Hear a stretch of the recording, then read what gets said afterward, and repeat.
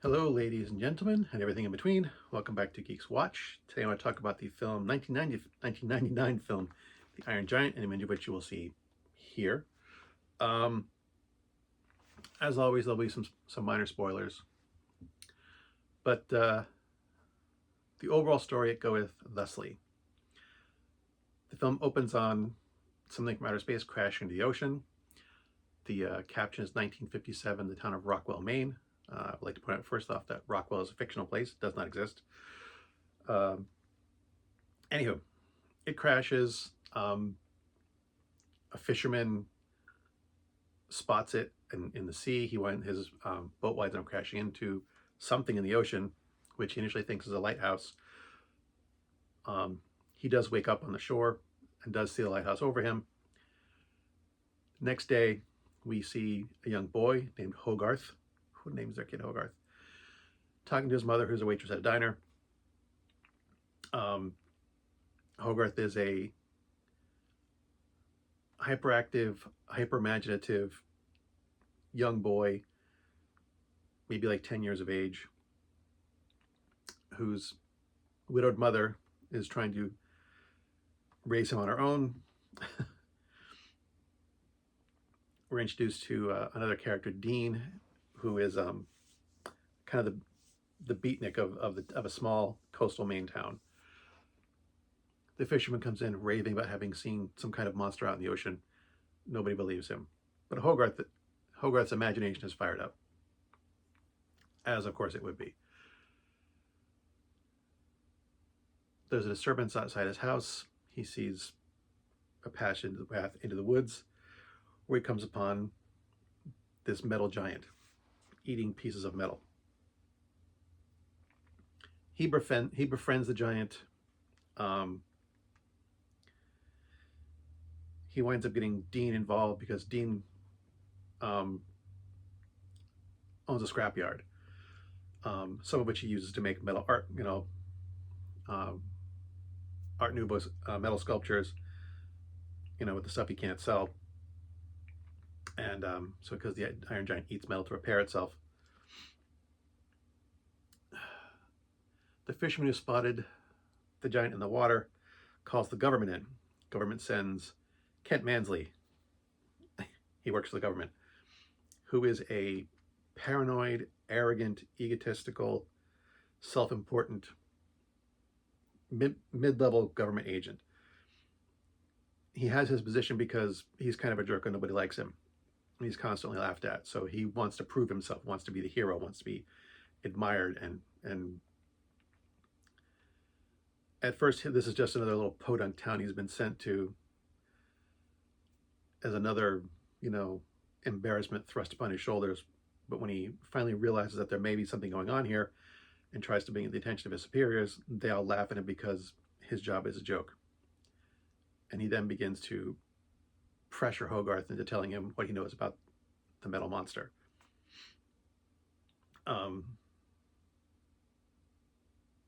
Eventually, the military gets involved. There's a big climax at the end.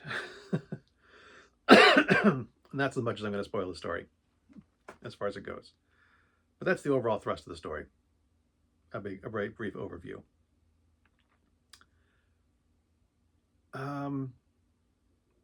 There's a lot of good stuff about this film. This film has some really genuinely funny moments.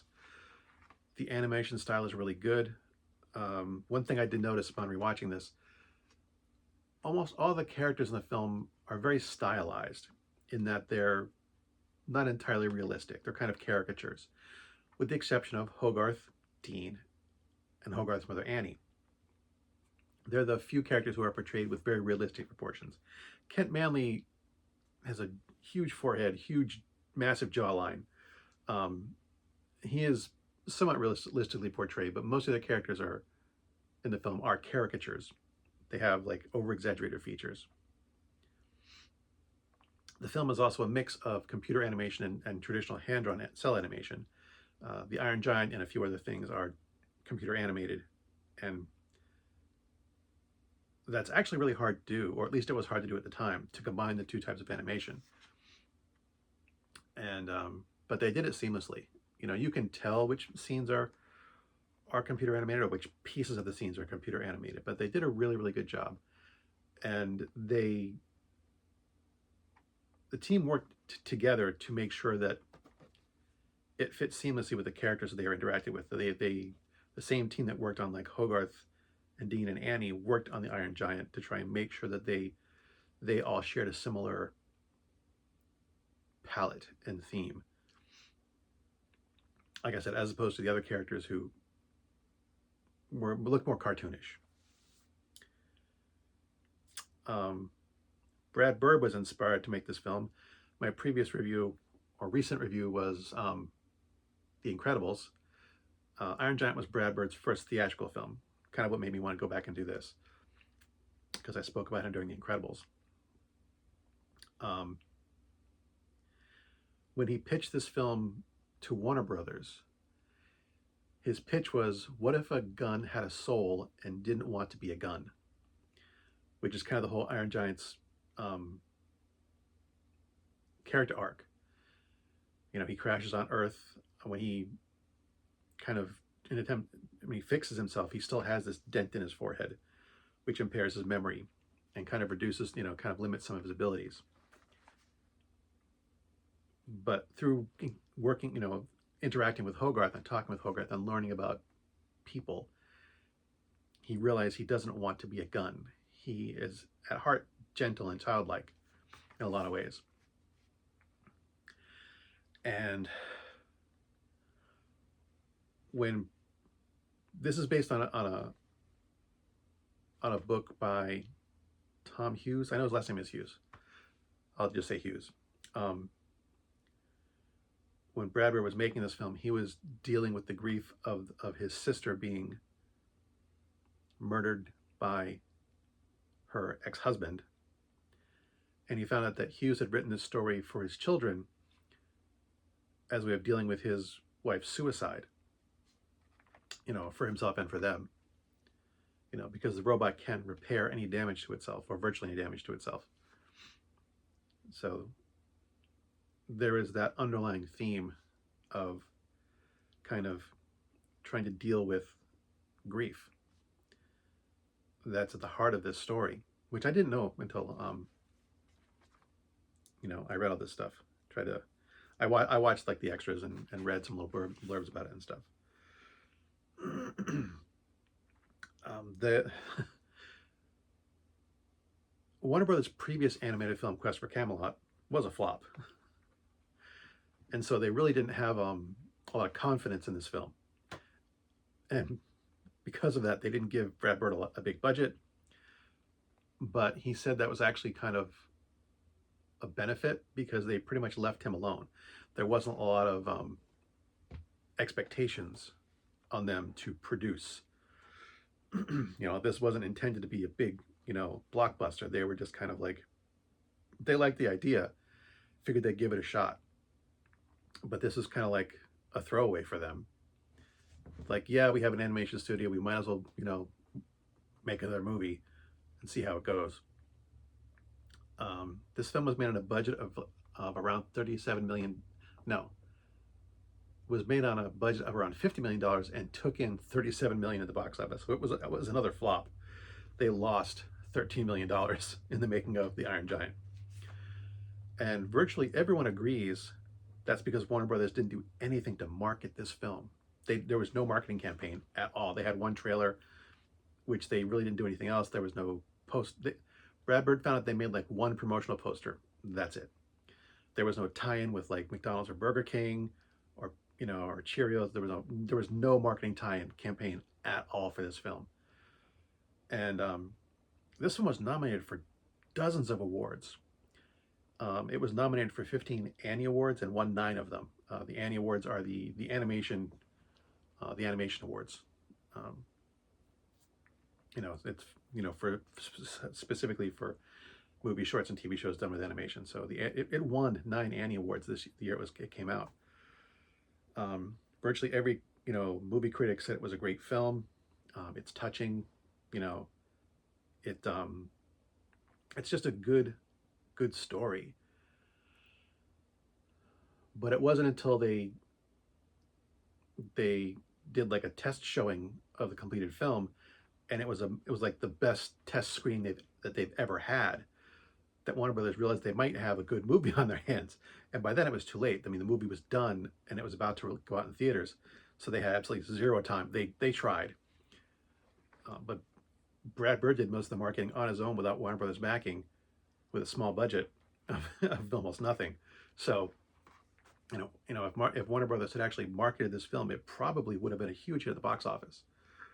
It wasn't until it got released on DVD and kind of developed a cult following that it's become, the classic that everyone knows and loves. Another thing I want to talk about, Brad Bird's inspiration for getting into animated films was the old Warner Brothers cartoons. And again, this is a Warner Brothers production. Did DreamWorks involved in this too? I don't think so. I think it's just Warner Brothers Animation. Anywho, and he liked, Warner Brothers was different from Disney. Disney's animation is softer, more gentle, more friendly. Warner Brothers and Looney Tunes, Bugs Bunny, Daffy Duck, this is harder, edgier, material. It was geared more towards adults than children. And this film was kind of a reflection of that. There's some slapstick, there's some subtle dry humor in here that just made me laugh. But this film has some much darker themes than a Disney film normally would have. There's, how do I put this? Well, when I reviewed The Incredibles, it has that same kind of thing. This is it's not quite as geared towards adult film as The Incredibles was, but this is a film that doesn't really pull any punches. And the emotions that these people feel seem real. Kent Mansley is, as the paranoid, arrogant, mid-level government douchebag, is really kind of cruel and mean. And it's in ways that are kind of cartoonish, but kind of realistic as well. He's over the top, but people like this, people who revel in their ability to wield their authority over other people, regardless of how it affects them. They have no concerns for the feelings of other people. They're only concerned with their own selfish, petty needs. So, and Hogarth, again, a bit, this is a cartoon,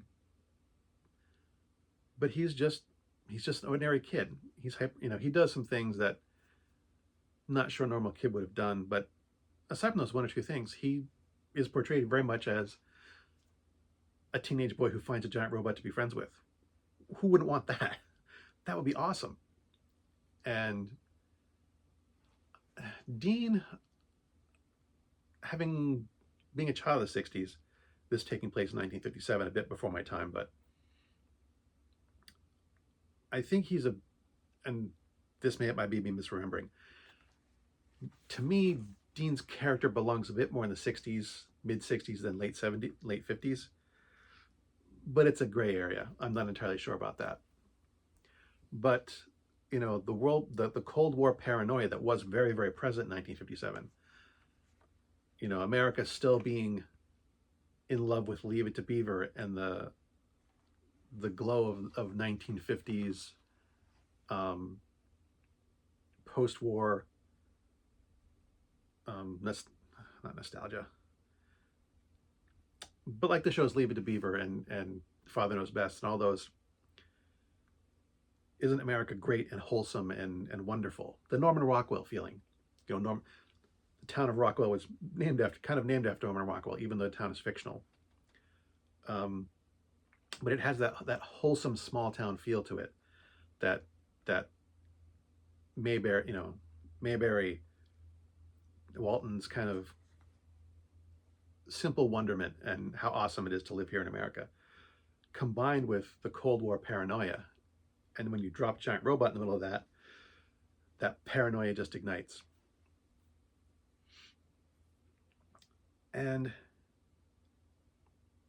one thing that surprised me upon rewatching this film is the real message of the film really is that one line: you choose who you are, you choose who you want to be. And it's a little preachy at times, but most of the people in this film are genuinely good. The only real villain is Kent Mansley and his, petty self-importance. He's the only real threat in the film. Even the military behaves responsibly. Yes, they do kind of, when they do view the giant robot as a threat, they react to that and they do attack it. But they do so because of Kent Mansley, because he basically lies to them to make it seem like he's the hero, that he's the one who's in charge.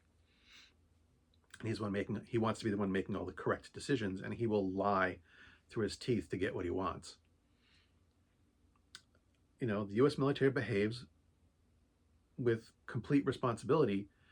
Again, their actions aren't always correct, but it's because they don't have the right information. Even the small town people of coastal Maine probably behave better than they would in the movie than they would have in real life, but not in an unbelievable way. Having grown up in small town coastal Maine myself, I'm pretty well aware of what happens in a small town like that when people don't fit in, which Dean and Hogarth generally do not. Oh, one other little tidbit I wanted to mention. The town of Rockwell, Maine is fictional.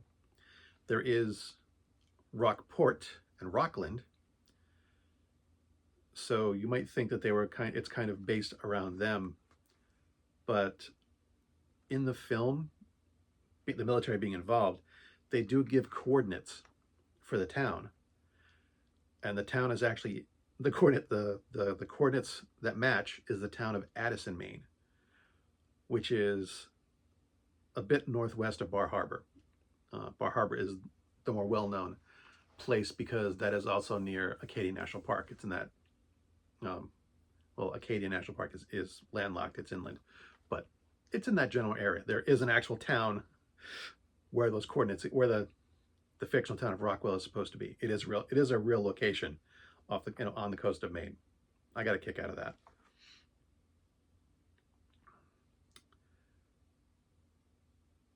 I found upon rewatching, I found the film to be really, really sweet and funny, and I don't think I've watched this film since my kids moved out of the house, and my youngest moved out in 2018. So it's been probably a decade since I watched this, but it's still just as good. I think it helps that it was reasonably well written to take place in 1957, so it doesn't have to be contemporary. It has a set time and place to take place in, and it was reasonably believable that these things could take place. As always, thanks for watching. As always, my stuff is crap. And until next time, good hunting.